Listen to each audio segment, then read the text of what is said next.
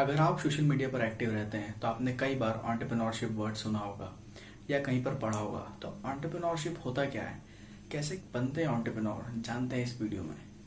सबसे पहले ये जान लेते हैं कि एंटरप्रेन्योर क्या होता है। तो एंटरप्रेन्योर वो होता है जो मार्केट में नया आइडिया लेकर आता है। एंटरप्रेन्योर बहुत ही क्रिएटिव और इनोवेटिव होता है।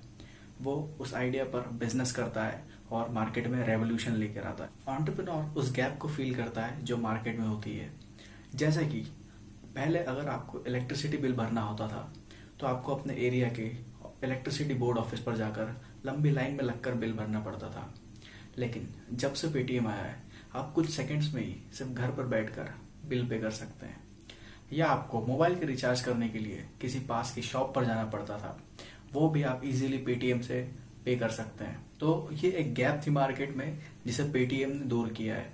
अब लोगों को आसानी होती है बिल पेमेंट्स करने में, लोगों का टाइम बचता है। पेटीएम भी एक स्टार्टअप था जो मिस्टर विजय शेखर शर्मा ने लॉन्च किया था। तो जिस तरह से पेटीएम अपने यूनिक आइडिया से आज बहुत ही सक्सेसफुल है, यही एंटरप्रेन्योरशिप होता है। जब एक एंटरप्रेन्योर अपने नए इनोवेशन से बिजनेस करता है और लोगों की प्रॉब्लम्स को सॉल्व करता है, अपने आइडियाज को रियलिटी में बदलकर उससे पैसे कमाता है, वही एंटरप्रेन्योरशिप होती है। अब बहुत से लोग एंटरप्रेन्योर और बिजनेसमैन को एक जैसा समझते हैं, लेकिन इन दोनों में थोड़ा सा डिफरेंस होता है।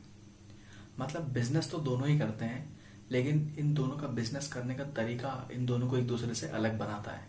पहला पॉइंट ये होता है कि एंटरप्रेन्योर्स के आइडियाज में ओरिजिनलिटी होती है। बिजनेस करने का तरीका यूनिक होता है और सीधी सी बात है, अगर कोई कुछ अलग करता है तो उसे रिस्क भी बहुत ज्यादा होती है, बहुत सारे हर्डल्स फेस करना पड़ते हैं। लेकिन जो बिजनेसमैन होता है वो ओल्ड कंसेप्ट पर बिजनेस करता है, वो एक एस्टेब्लिश्ड मार्केट में अपना बिजनेस करता है, इसीलिए उसे रिस्क कम होती है। लेकिन उसे कंपटीशन बहुत ज्यादा होता है क्योंकि उस मार्केट में लोग पहले से ही बिजनेस कर रहे होते हैं, इसीलिए उसे मार्केट में मोनोपोली क्रिएट करना बहुत मुश्किल होता है। लेकिन एक एंटरप्रेन्योर के लिए मोनोपोली क्रिएट करना बहुत आसान होता है क्योंकि उसके कॉम्पिटिटर्स नहीं होते हैं। अब जानते हैं एंटरप्रेन्योरशिप कितने टाइप्स की होती है। तो एंटरप्रेन्योरशिप 4 टाइप्स की होती है। ये स्मॉल बिजनेस एंटरप्रेन्योरशिप, ज्यादातर बिजनेसमैन इसी कैटेगरी में आते हैं। इस कैटेगरी में आने वाले बिजनेसमैन बहुत ही स्मॉल स्केल पर काम करते हैं, वो ज्यादातर अपनी फैमिली को चलाने के लिए बिजनेस करते हैं। इस कैटेगरी में आने वाले एंटरप्रेन्योर ज्यादा बड़े नहीं होते हैं, ये अपना स्मॉल बिजनेस करते हैं, इन्हें लाखों करोड़ों कमाने नहीं होते हैं, लेकिन ये छोटा बिजनेस करते हैं। जैसे लोकल ग्रोसरी शॉप्स वाले हो गए, कारपेंटर हो गए या स्मॉल बुटीक्स वाले, ये सिर्फ अपने छोटे एरिया में अपने सर्विसेज प्रोवाइड करते हैं। दूसरा होता है लार्ज कंपनी एंटरप्रेन्योरशिप। कैटेगरी में आती है बड़ी कंपनीज जो बहुत ही एडवांस लेवल पर काम करती है। इन कंपनीज में बहुत ही प्रोफेशनल लोग काम करते हैं। इसमें नए नए इनोवेशंस होते हैं, नए प्रोडक्ट्स और सर्विसेज बनते हैं। ये बहुत बड़े बड़े लेवल पर काम करते हैं। इसमें सी लेवल एग्जीक्यूटिव्स होते हैं जैसे सीएफओ, सीईओ। तो स्मॉल स्केल एंटरप्रेन्योरशिप भी लार्ज कंपनी बन सकती है अगर वो बहुत ज्यादा ग्रो कर जाए या कोई बड़ी कंपनी उसे एक्वायर कर ले, जैसे कि गूगल हो गई, माइक्रोसॉफ्ट हो गई, वॉलमार्ट हो गई। थर्ड नंबर पर आती है स्केलेबल स्टार्टअप एंटरप्रेन्योरशिप। अब इस कैटेगरी में आने वाले एंटरप्रेन्योर ये सोचकर बिजनेस करते हैं कि इनका प्रोडक्ट या इनकी कंपनी दुनिया बदल देगी। ये ऐसी चीजें करते हैं जो पहले कभी नहीं हुई हो। इनके आइडियाज अलग होने की वजह से इनके पास बहुत सारे इन्वेस्टर्स अट्रैक्ट होते हैं और इन्हें बहुत सारी फंडिंग्स मिल जाती है। इनके एग्जाम्पल्स हैं Amazon, Flipkart, Facebook. Fourth number पर आती है सोशल एंटरप्रेन्योरशिप। सोशल एंटरप्रेन्योरशिप में एंटरप्रेन्योर्स का मेन गोल लोगों की प्रॉब्लम सॉल्व करना होता है। इनका मेन फोकस प्रॉफिट्स कमाने में नहीं, लोगों की प्रॉब्लम सॉल्व करने में होता है। ये सोशल चेंज लाते हैं अपने एंटरप्रेन्योरशिप से। इसका सबसे बड़ा एग्जाम्पल है Amul. Amul co operative organisation है। अमूल अपने बिजनेस से बहुत सारा रूरल डेवलपमेंट करता है। बोलते हैं कि अमूल इंडिया में वाइट रेवोल्यूशन लेकर आया है।